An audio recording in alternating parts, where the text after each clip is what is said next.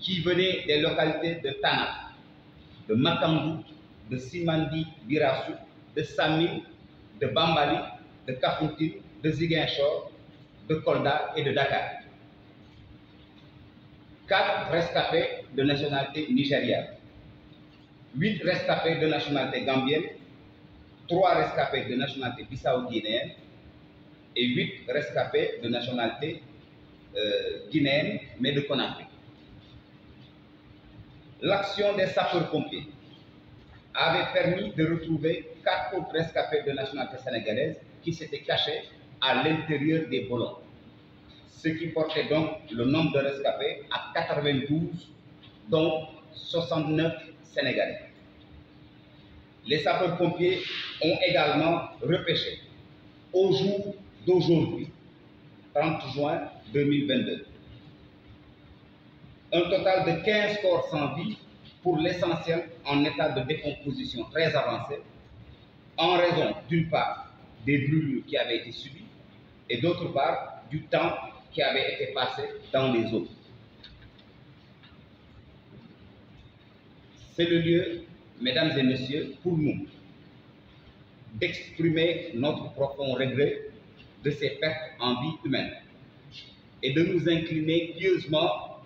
sur la mémoire de ces illustres disparus. C'est surtout le lieu, mesdames et messieurs, pour nous de rassurer l'opinion publique que ce drame ne peut pas,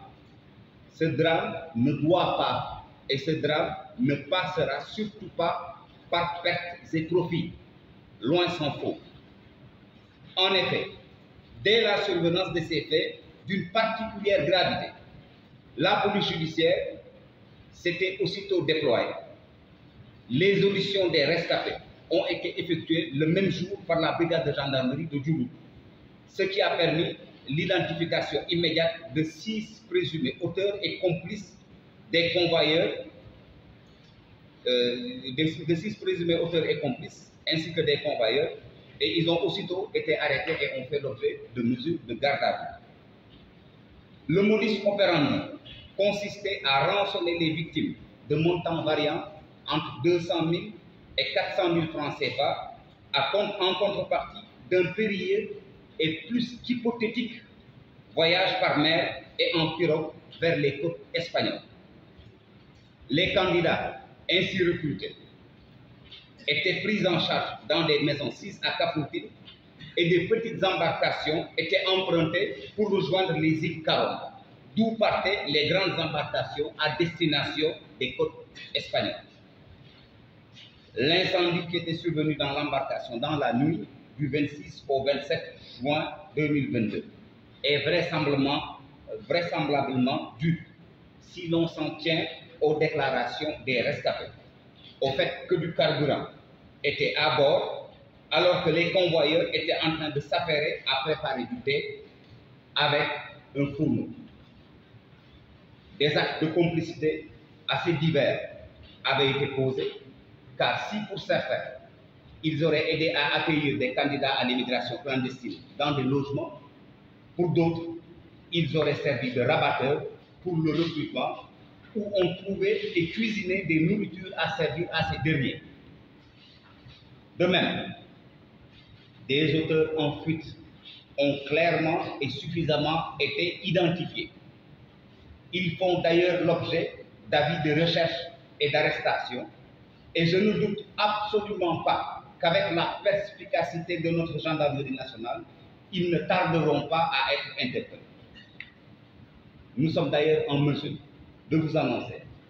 qu'en début d'après-midi de ce jour, une 7e personne fortement soupçonnée d'avoir pris part en tant qu'organisateur a été interpellée dans un autre ressort judiciaire et fera naturellement l'objet d'un transfert à Ziguinchor. Les éléments de la brigade de gendarmerie de Djoulou, avec à leur tête l'adjudant-chef Papa Babacar Sarr, la compagnie de gendarmerie de Ziguinchor, dirigée par le capitaine Alexandre Mbak Diouf,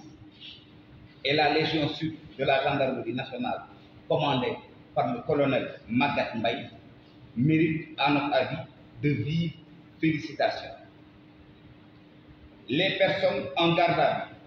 seront déférées au parquet de Ziguinchor à l'issue de l'enquête et des poursuites sont envisagées des chefs d'associations de malfaiteurs, d'organisations de migration clandestine, d'homicide involontaire, de mise en danger de la vie d'autrui et d'escroquerie. Il en sera de même de toute autre personne dont l'implication dans la commission de ces faits sera établie. Mesdames et messieurs, pour des faits de cette nature, il n'existe à notre sens aucune autre alternative que d'appliquer et de faire appliquer s'il y a lieu la loi dans toute sa rigueur. Ainsi, nous en appelons à la collaboration des populations et de tout sachant qui, à des fins essentiellement citoyennes et pour éviter la survenue de telles ignominies, se doivent de collaborer avec les forces de défense et de sécurité et la justice en dénonçant de telles entreprises criminelles. Mesdames et messieurs, l'actualité judiciaire de Ziguinchor, c'est également la mort tragique lors des manifestations du 17 juin dernier d'Idrissa Goudiaby et d'Alexis Diatta, respectivement à Ziguinchor et à Bignona.